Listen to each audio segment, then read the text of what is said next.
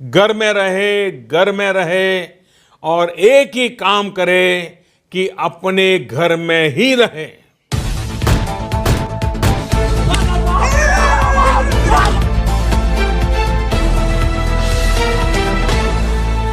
दोस्तों स्वागत करते हैं बिंदास खबरें में, जहां हम आपको बताते हैं देश दुनिया की ताजा बड़ी खबरें।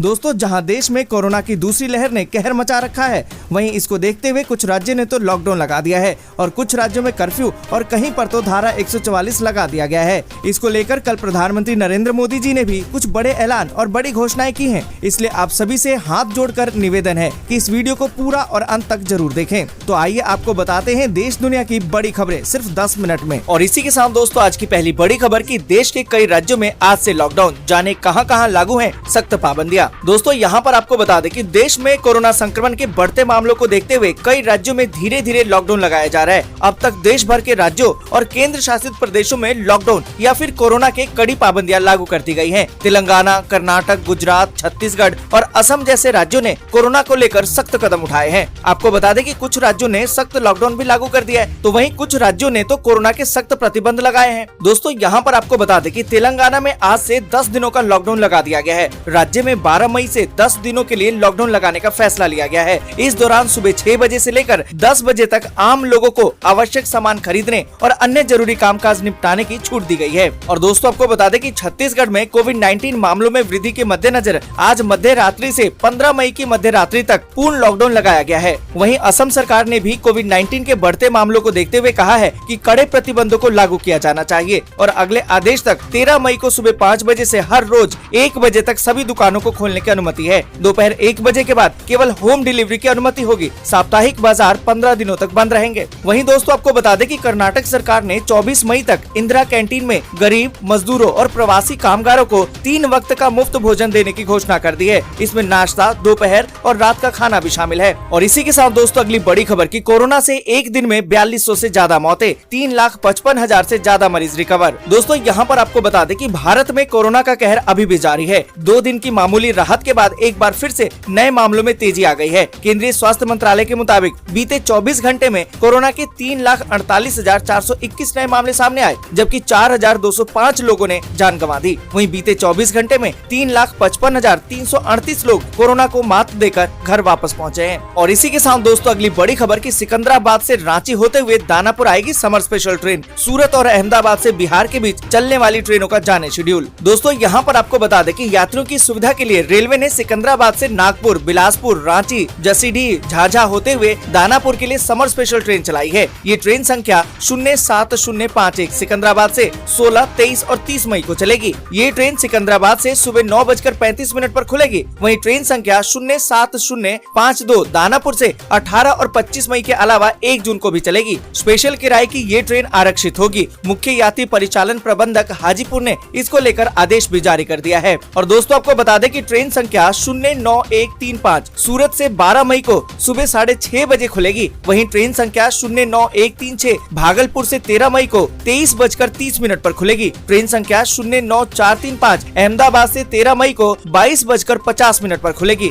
वही ट्रेन 15 मई को दानापुर से खुलेगी। और इसी के साथ दोस्तों अगली बड़ी खबर की 3,07,000 कार्ड धारकों को अब मिलेगा मुफ्त राशन। दोस्तों यहाँ पर आपको बता दें कि कोरोना महामारी की रोकथाम के लिए कोरोना कर्फ्यू लगा दिया गया है। इससे गरीब, मजदूर और किसानों के सामने 2 जून की रोटी का संकट खड़ा हो गया है। ऐसे लोगों को दिक्कत ना हो, इसके लिए शासन ने निःशुल्क यानी कि मुफ्त में राशन बांटने की तैयारी तेज कर दी है। 15 मई से गेहूं और चावल का वितरण किया जाएगा। जनपद के 3,07,000 कार्ड धारकों को ये राशन बिल्कुल मुफ्त मिलेगा। और इसी के साथ दोस्तों अगली बड़ी खबर की 2 से 18 साल के बच्चों के लिए भारत बायोटेक की वैक्सीन का अब होगा ट्रायल। एक्सपर्ट्स पैनल ने की है सिफारिश। दोस्तों यहाँ पर आपको बता दें कि देश में कोरोना महामारी के विरुद्ध लड़ाई में अब बच्चों के लिए आने वाले दिन में अच्छी खबर मिल सकती है। एक विशेषज्ञ समिति ने मंगलवार को 2 साल से लेकर 18 साल के आयु वर्ग के लिए भारत बायोटेक के कोविड-19 टीके कोवैक्सीन के दूसरे और तीसरे चरण के लिए ट्रायल की सिफारिश की है। आधिकारिक सूत्रों ने बताया कि ये ट्रायल दिल्ली और पटना के एम्स और नागपुर स्थित मेडिट्रिना मेडिकल साइंस इंस्टीट्यूट समेत विभिन्न स्थानों पर किया जाएगा। दोस्तों आगे बढ़े उससे पहले एक छोटी सी रिक्वेस्ट है, इस वीडियो को लाइक और दोस्तों के साथ शेयर करना बिल्कुल भी ना भूलें। अगर अभी तक आपने चैनल को सब्सक्राइब नहीं किया है तो सब्सक्राइब जल्दी से से कर लें। और इसी के साथ दोस्तों अगली बड़ी खबर कि राजस्थान सरकार ने कोरोना मरीजों के लिए अब एम्बुलेंस भी निःशुल्क करी। दोस्तों यहाँ पर आपको बता दें कि राजस्थान में कोरोना महामारी संकट से जूझ रहे मरीजों को अब कोविड अस्पतालों में भर्ती होने के लिए निःशुल्क एम्बुलेंस सेवा उपलब्ध करवाई जाएगी। इसके अलावा मुख्यमंत्री हेल्पलाइन नंबर 181 पर दर्ज होने वाले कोरोना पेशेंट की समस्याओं का आधे घंटे के भीतर समाधान करना होगा। चिकित्सा और स्वास्थ्य विभाग ने मंगलवार को मुख्यमंत्री अशोक गहलोत के निर्देश पर ये फैसला किया है। दोस्तों यहाँ पर आपको बता दें कि कोरोना पेशेंट की सुविधा के लिए हेल्पलाइन नंबर 108 और 104 एम्बुलेंस निःशुल्क उपलब्ध रहेगी। और इसी के साथ दोस्तों अगली बड़ी खबर की सीबीएसई का 12वीं बोर्ड परीक्षा पर बड़ा ऐलान। देखें यहाँ पर लेटेस्ट अपडेट। दोस्तों यहाँ पर आपको बता दें कि कयास ये लगाए जा रहे हैं कि केंद्रीय माध्यमिक शिक्षा बोर्ड कक्षा 12वीं बोर्ड की परीक्षा 2021 को रद्द कर सकता है। संभव है कि 10वीं बोर्ड की तरह छात्रों के लिए नई मूल्यांकन नीति जारी की जाए। हालांकि बोर्ड जून में 12वीं की बोर्ड की परीक्षा रद्द करने को लेकर अंतिम निर्णय लेगा। दोस्तों यहाँ पर आपको बता दें कि 1 जून को देश भर में कोरोना वायरस की स्थिति की समीक्षा करने के बाद केंद्र सरकार की हाई पावर कमेटी कक्षा 12वीं परीक्षाओं को रद्द करने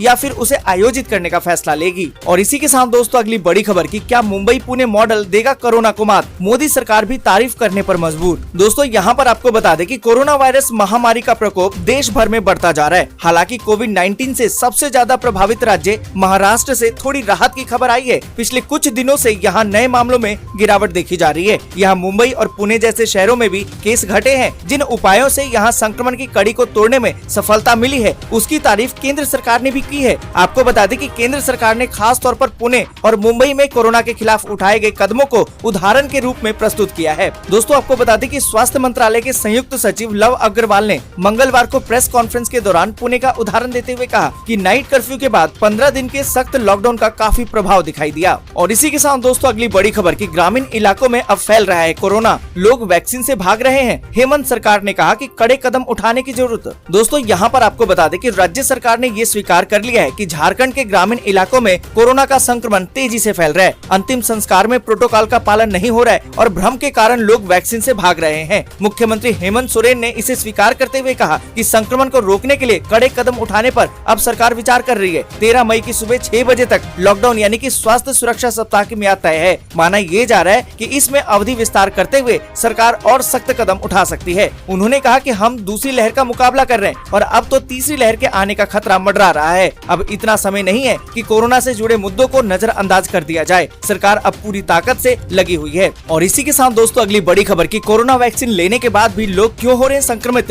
एक्सपर्ट ने बताए कारण और बचाव के तरीके। दोस्तों यहाँ पर आपको बता दें कि कोरोना वायरस की दूसरी लहर का असर इस वक्त भारत पर जारी है। कोरोना संक्रमण से बचने के लिए सबसे बेहतर उपाय अभी वैक्सीन को ही बताया जा रहा है। लेकिन देश और विदेश में ऐसे कई मामले सामने आ चुके हैं जहाँ पर वैक्सीन लगने के बाद लोगों को कोरोना भी हो रहा है। ऐसे मामलों की संख्या भले ही अभी कम हो लेकिन खतरा बना रहता है। ऐसे में ये क्यों हो रहा है, वैक्सीन लेने के बाद किन बातों का ध्यान रखना चाहिए, जानिए एक्सपर्ट क्या कहते हैं। दोस्तों यहाँ पर आपको बता दें कि अगर कोई व्यक्ति कोरोना की वैक्सीन की पहली डोज ले रहा है लेकिन बाद में उसको कोरोना हो रहा है, इस मामले पर सीके बिरला अस्पताल के डॉक्टर राजाधर बताते हैं कि वैक्सीन एक बूस्टर के तौर पर काम करती है जो आपको बुखार और अन्य तरह के लक्षणों से बचाव में मदद करती है। ये आपकी मदद कर सकती है लेकिन आपको वैक्सीन लेने के बाद भी सुरक्षा बरतने में कोई लापरवाही नहीं करनी चाहिए। दोस्तों यहाँ पर आपको बता दें कि डॉक्टर अविरल राय बताते हैं कि वैक्सीन आपके शरीर को कुछ हद तक ताकत देती है लेकिन दोबारा संक्रमण होने के पीछे एक कारण भी है क्योंकि वायरस आपकी नाक के जरिए शरीर में प्रवेश करता है। लेकिन अभी जो वैक्सीन मिल रही है वो नाक में नहीं बल्कि खून में एंटीबॉडी बनाती है। ऐसे में वायरस के आने का रास्ता खुला है लेकिन अगर वैक्सीन मिल जाती है तो इन्फेक्शन होने के चांस काफी कम हो जाते हैं। और इसी के साथ दोस्तों अगली बड़ी खबर की वैक्सीन नहीं मिलने से फूटा मनीष सिसोदिया का गुस्सा,